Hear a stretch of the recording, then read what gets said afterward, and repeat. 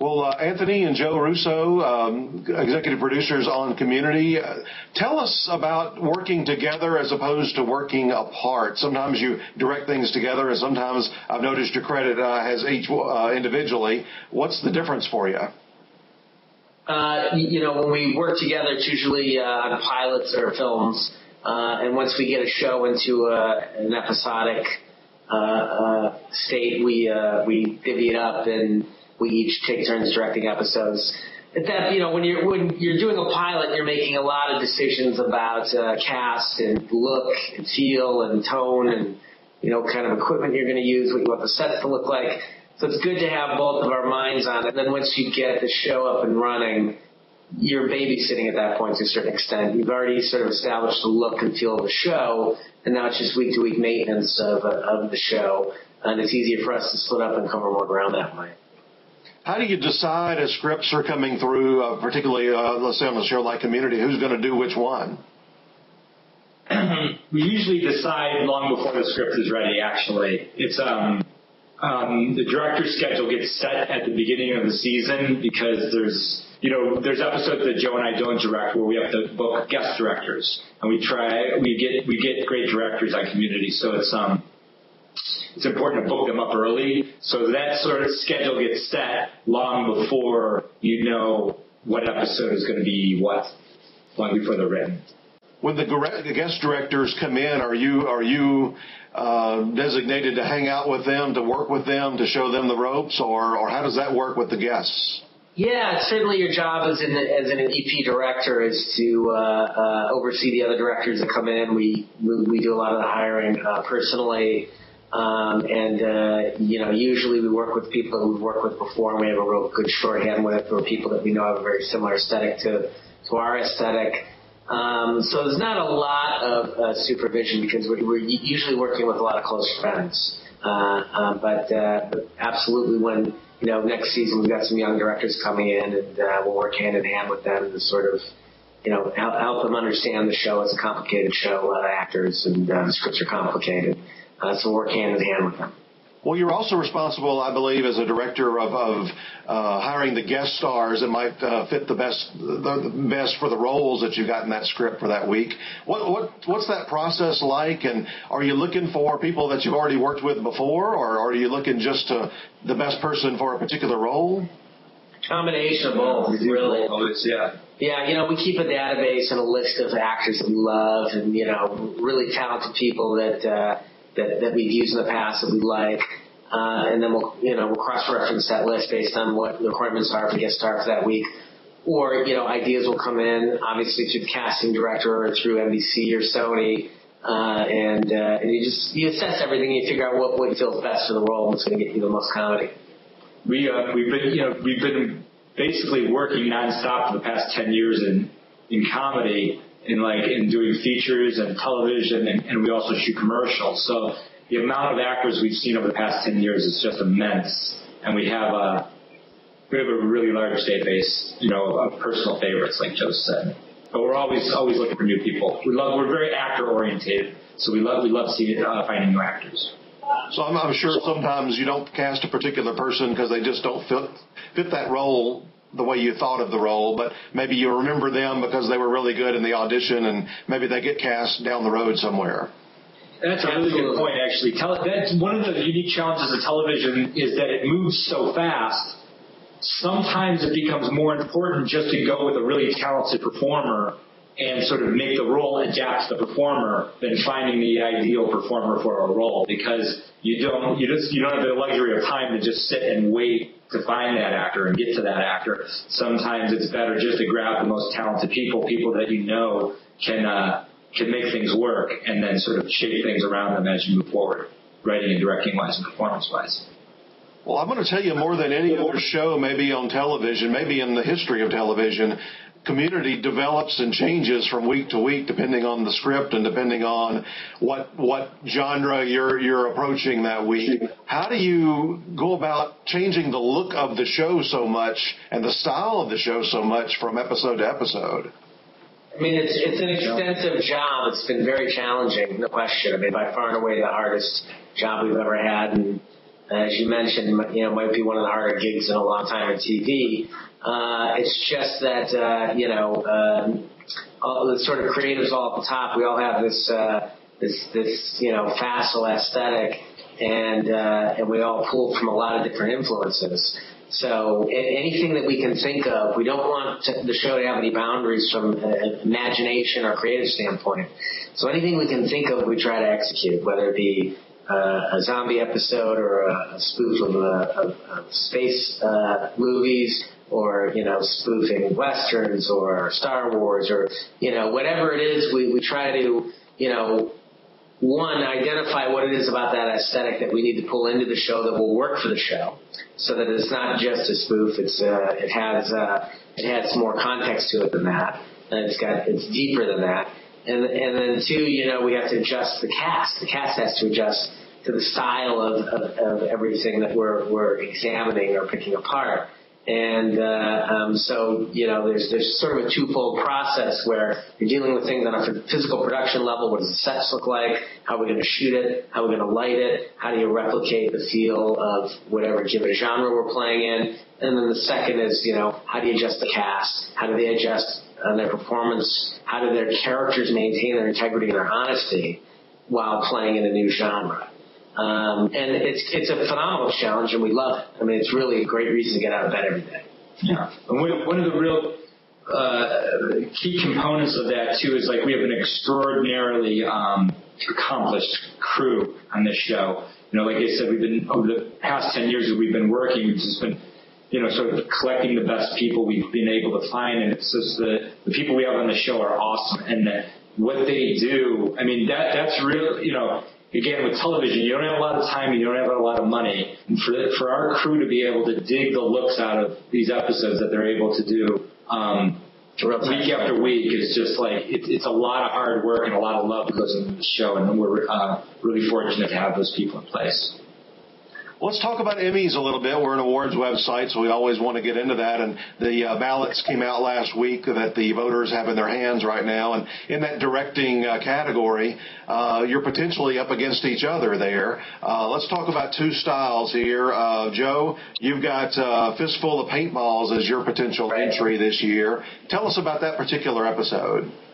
It's a follow-up to a really seminal episode we did last season, which was our paintball episode, which I think is one of the things that people started to pay attention to the show after they saw that episode, because of the scope of it, the scale, and the ambition behind the episode, and the execution of it. It was directed by a really good friend of mine named Justin Lin, who did an incredible job, and it started garnering attention. At the same time, it allowed us as creatives to sort of figure out where the show could start going.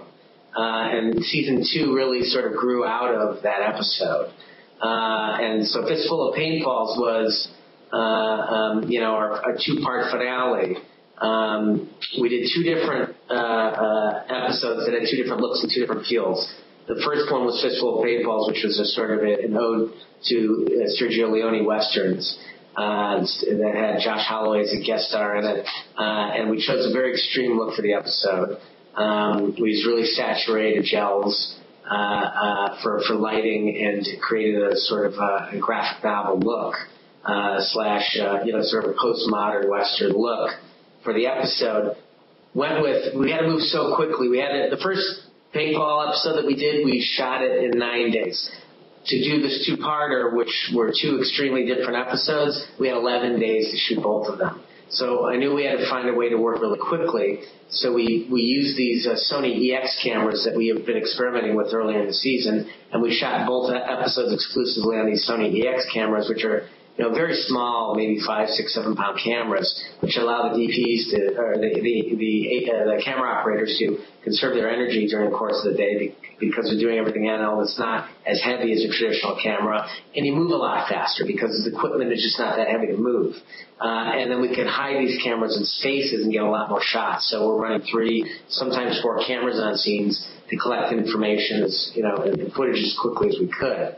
So it's a very ambitious episode, very, sort of stylishly ambitious, or stylistically ambitious.